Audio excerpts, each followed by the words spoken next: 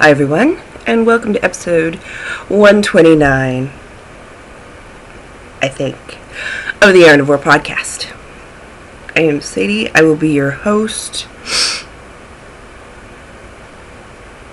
I thought I was going to have a sneeze right there, and then I'd have to re-record the opening, and wouldn't that be fun? Coffee break.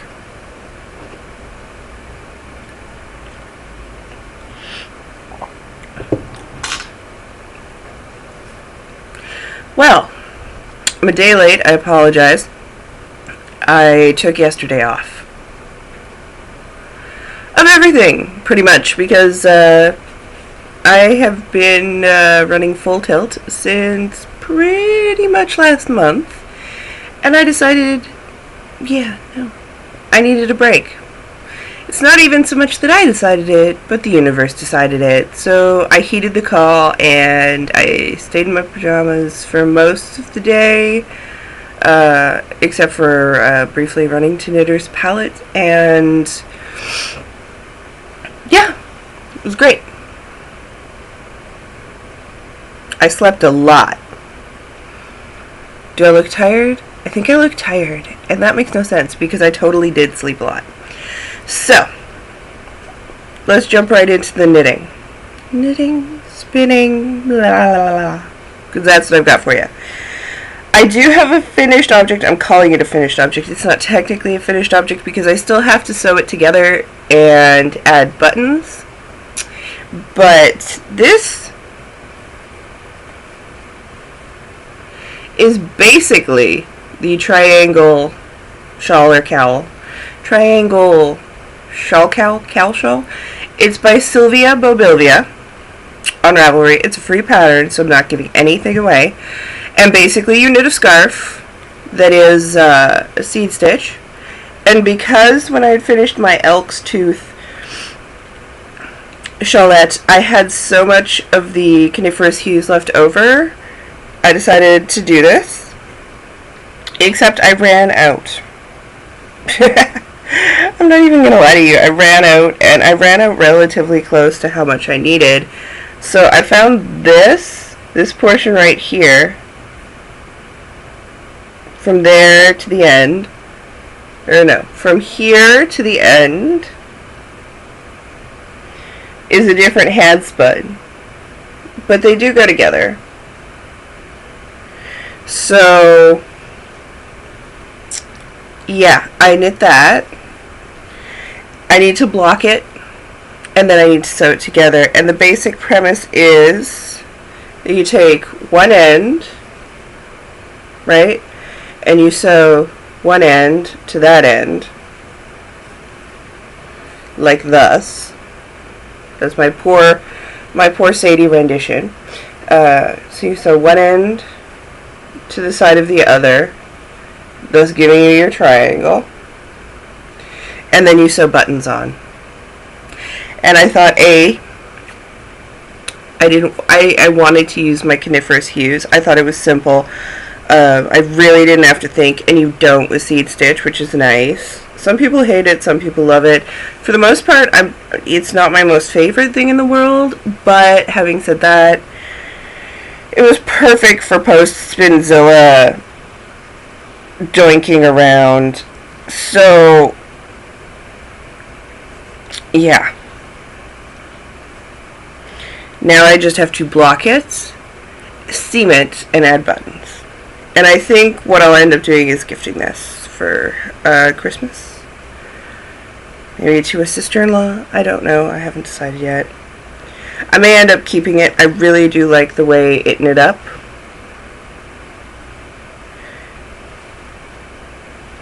So yeah, that's my finished object of sorts. I'm not sure if you'll see it again in its full entirety. It's a great little pattern, though. I do recommend having a look at it, and it is free, as I said. There is clean floor here now, so I could theoretically start to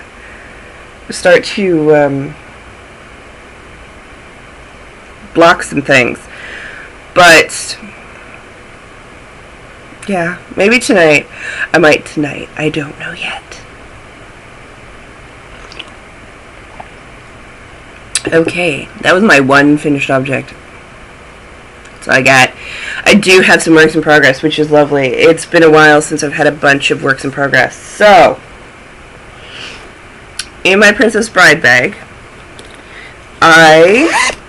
you had seen before I had finished the back of the Aislinn cardigan by Amy Herzog. So I finished the back. And the back I put the decreases in. The decreases and the increases.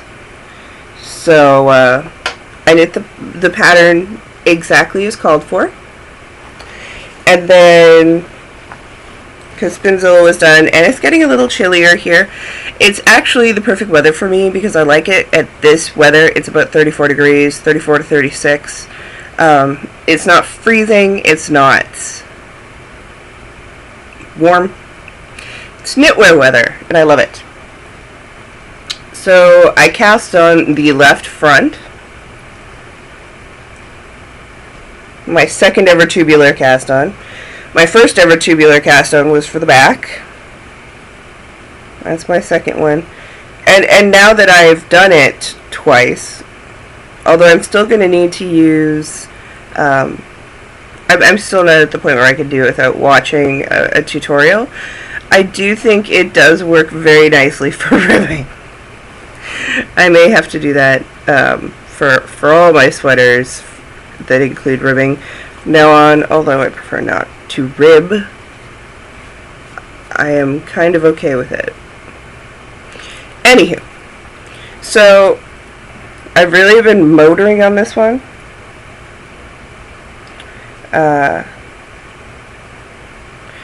Once you've done the lace panels, the lace panel and the cable panel a few times, you just get the hang of it. I am omitting the increases and decreases on this side because, or on the front, because I don't want to accentuate parts I don't want to accentuate. That's just how it goes.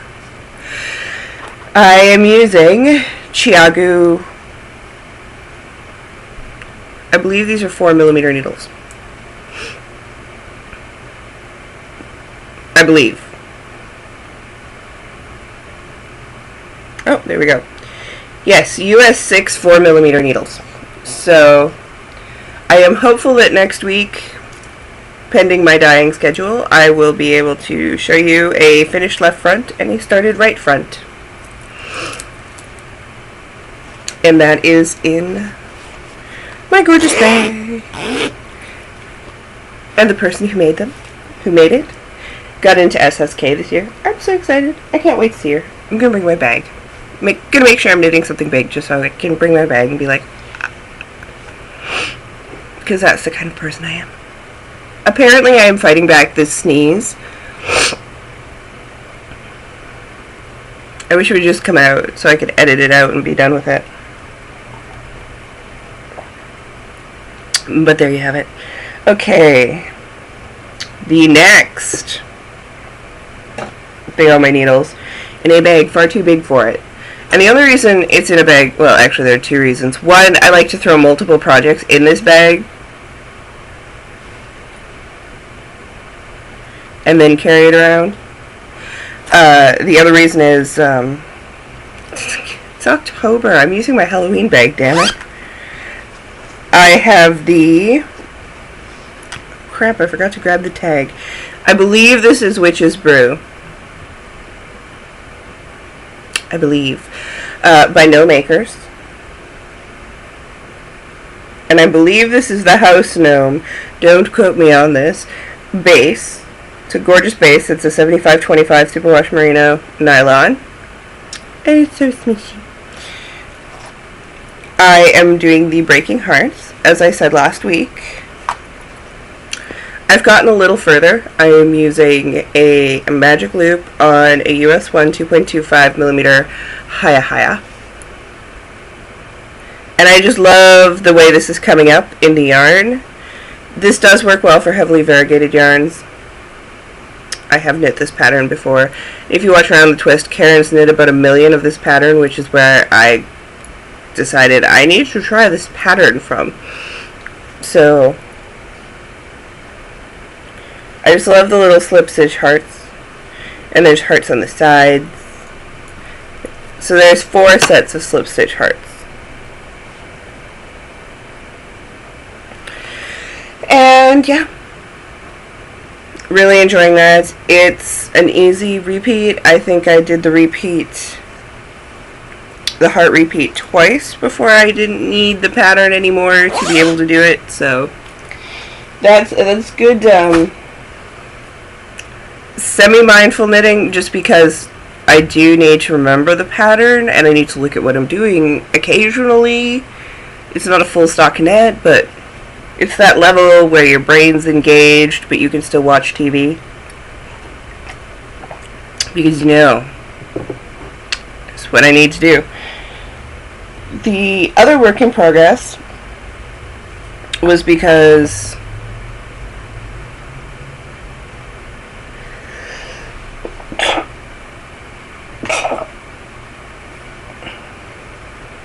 okay, that wasn't loud.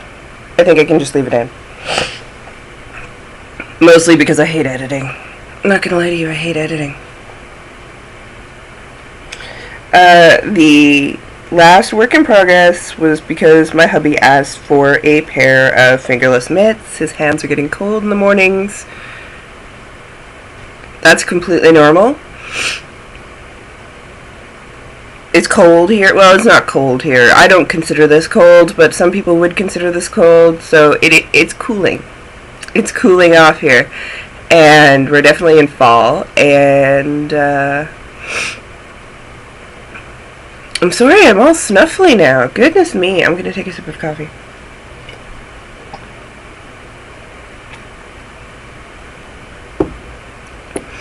I don't know where the sneezing is coming from. Hubby wants gloves, because it's cold in the mornings. It's chilly. It's not cold. And the steering wheel is not particularly warm first thing in the morning, and when he does stuff, like put out the garbage first thing in the morning, which is pretty awesome, it is not warm, and so the least I could do is make him some fingerless gloves, right? So I booted up Ravelry. I narrowed down the search, so I went into the fingerless search, and I narrowed it down to unisex and male fingerless mitts, and then I just let him browse until he found one he liked. This is the, hold on a sec, I hate the passcodes. I know it's called the driver's mitts. It's the driver's mitts by Tatiana Oturta, Otruta, and they're a medium or a large. So that's what he asked for, and I finished one. I put it on my hand. I started off knitting the large, but it looked too big, and I couldn't tell if it was my gauge because I didn't have like a gauge thing around, or if it was, I couldn't tell what was going wrong with it, so I just went down a needle size, and it's got a nice little cable. This is the right mitt. So the left mitt is a mirror of this. Hiccups now. Great. It's got a gusseted thumb that stays in pattern. As you can see, I screwed up right there. There's pro where there should be a knit. Feel the need to tell you I'm human. I make mistakes, and then I don't rip them out. This is way bigger on my hand than it is on his. I have had him try it on to make sure it fits nice, and he likes it. So the right mitt is done. I did cast on for the left mitt. I am using 3.5 millimeter US 4, and I'm using my carbons. So there you have it. I'm just about to start into the cable portion. It's really easy. I just need to have the pattern open.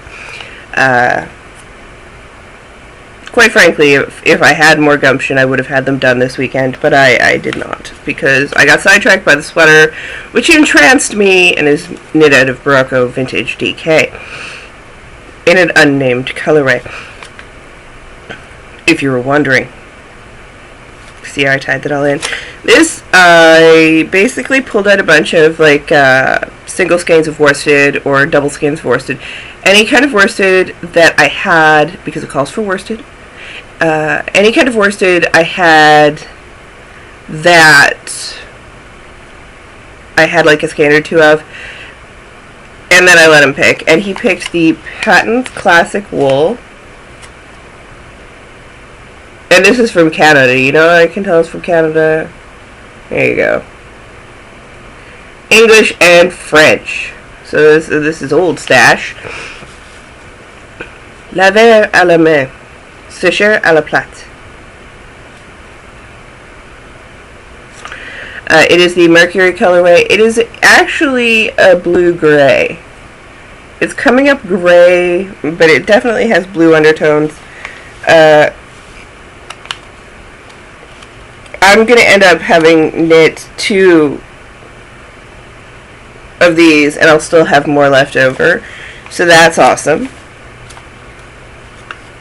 And it'll keep them warm. It's basically my goal. I will keep you warm. So those, I'm hoping I'll show you a finished pair next week. I would love to be able to be like, I have done all the things, but I also have a very busy week of dyeing ahead of me. I'm not going to lie to you. Must prep for knitting in the mitten. Okay, so spinning. Spinzel ended on Sunday night at midnight, not Monday night at midnight, contrary to what I told you last week. And so I had a day less than I thought I did, which also meant I powerhoused Sunday night down. I powerhoused that down, which is also why the podcast was late getting out. But, you know, we deal with what we deal with. I ended up spinning 5,602 yards of singles, which was a lot. I probably could have done more if I had more bobbins. It's just that I didn't, so I plied everything as I went. And you saw this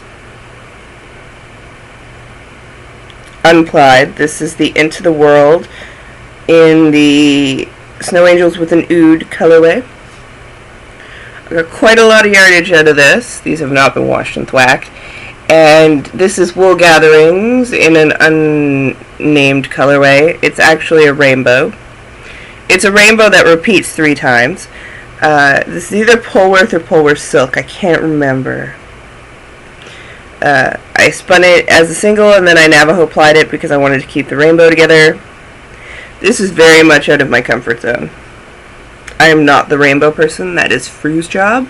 So, I am interested to see how it looks once it's been washed and thwacked, and if any ideas come to me, because quite frankly, I don't wear a lot of rainbow. I just don't. It's not my style. But I have nieces and nephew, right? Well, I wouldn't give it to my nephew. He's very into Adventure Time. So if it's not Adventure Time, and I'm pretty sure there's no rainbows in Adventure Time. If there was, then I could get away with it, but if it doesn't look like Finn or Jake or whatever, then you may as well give up. So, because I've been dyeing, I tend towards spinning on a drop spindle while I'm dyeing, just because I find that if I knit, it takes my attention off the dyeing at hand, but if I'm standing there drop spindling, I can manage both at the same time. So this is a second roll-log, and I finished the first one. This is the first little turtle guy. Look like little turtles. They form center pole balls, so you can ply off the center pole balls. And last time I spun pony rolag ponies, however you want to say, I ended up making one of these for each rolag / pony, and then plying them all on my wheel, and that is exactly what I'm going to do with this one. This is, I will show you the gorgeousness. So I have one done, I'm on number 2, and there are 6 altogether. They are gorgeous. They're very plump. Like, it may look like nothing right now, and that's how much fiber's in there. Like, you can't squish past that because there's that much fiber in there. You get a full one of these out of one. So, like, there's a lot in one of them.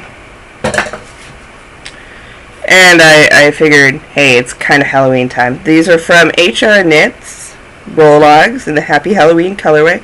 It's by Theresia Liu, who is at Etsy, and her shop is SCHNUEFFELTIER.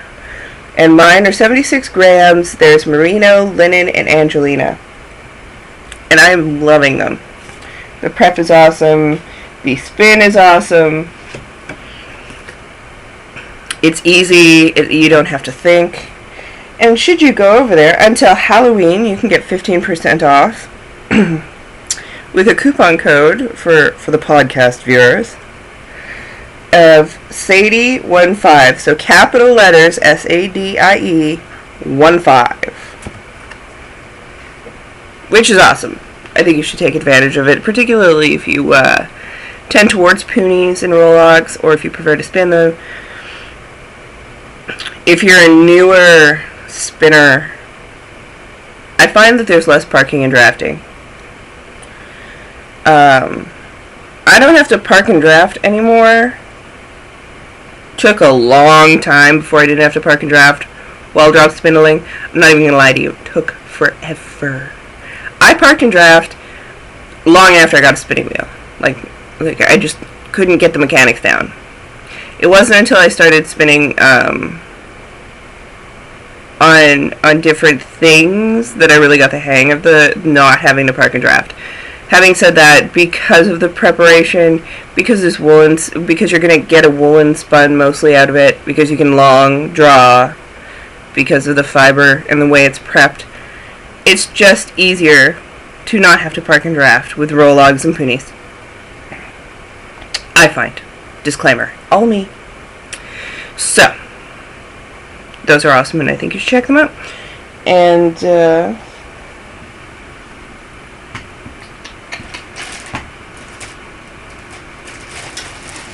while I was at Knitter's Palette dropping off the yarn, so you can now get Knitter's Nightmare yarn at Knitter's Palette in Lakeville, Minnesota. You can look them up on the web, and they have the popular colorways, so there you have it. Well, I don't know if they have them anymore. They were half gone by the time I was, by the second day. So, but I picked up some yarn because I'm always on the lookout. I know. I said I wasn't gonna, and then I did. But I've noticed that I don't have a lot of semi-solid or solid sock yarn.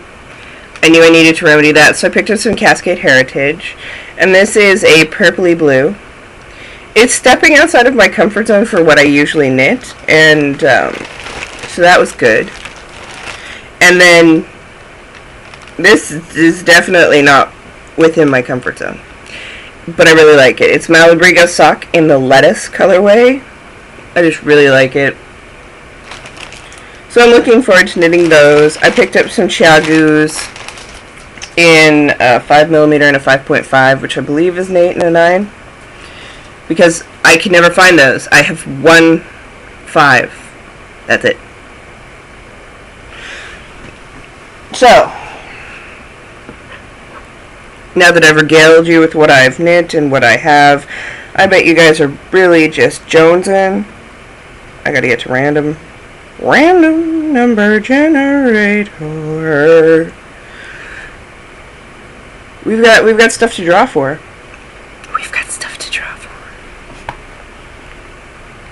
So I'm gonna get to the random number generator.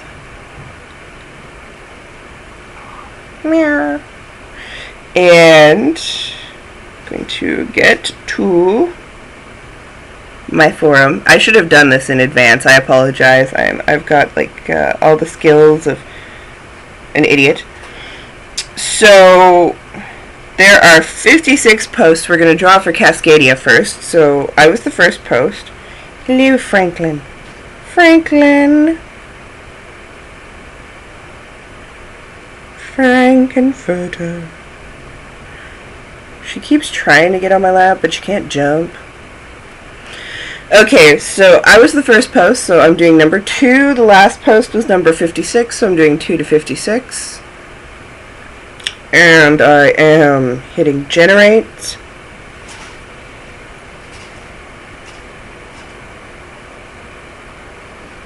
Winner is number 9, which I assume will be on the first page. Hello. And number 9 is... Okay, Liz. I know it's Liz, too. I'm gonna mispronounce your name. Dahlia Mama? Dahlia Mama? D-A-L-A-I-M-A-M-A.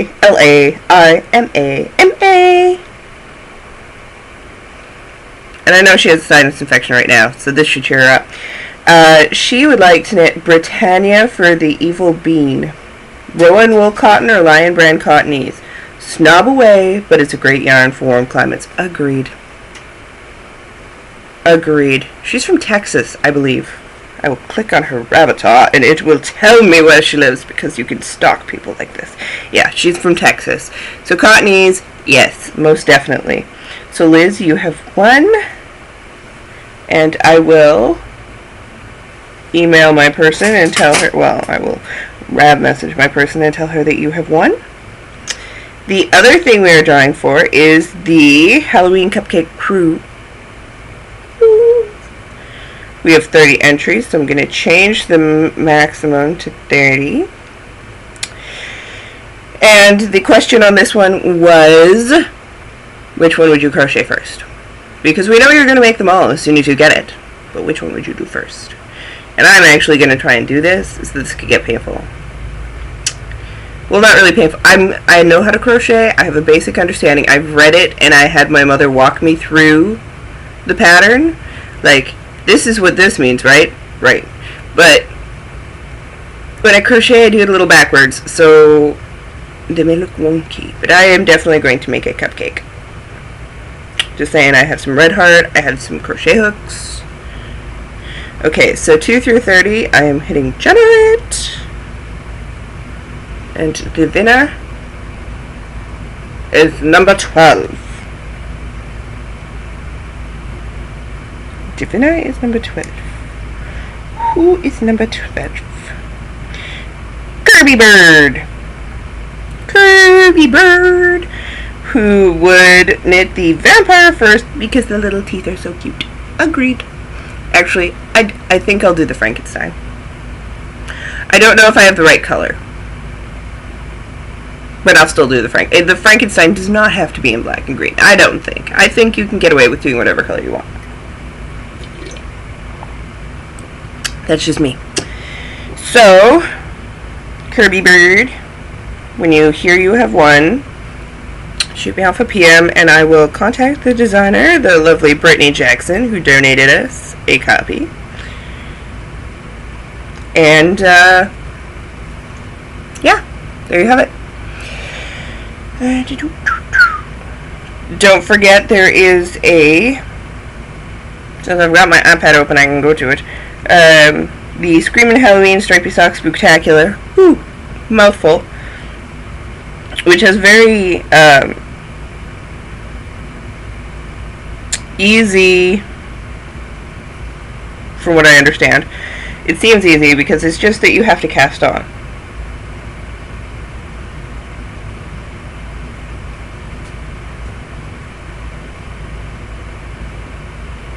Yeah. You have to cast on between October 1st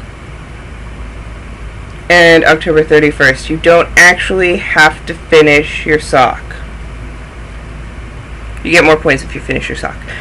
But go check it out. It's in the RAV group, Yarniverse RAV group, and there are some awesome prizes. And so far, 4 kitties have no, I take that back. Selkit has 9 points. She's winning so far. 4 kitties have has 8 points. But you guys are really doing well. So I am intrigued. Keep up the good work. And if you're knitting Halloween socks, maybe you need to pop in and say hi and show us a picture. Because that's always a good thing.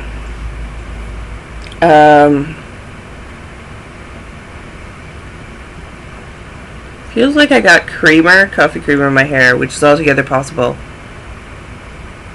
Because I do that sometimes.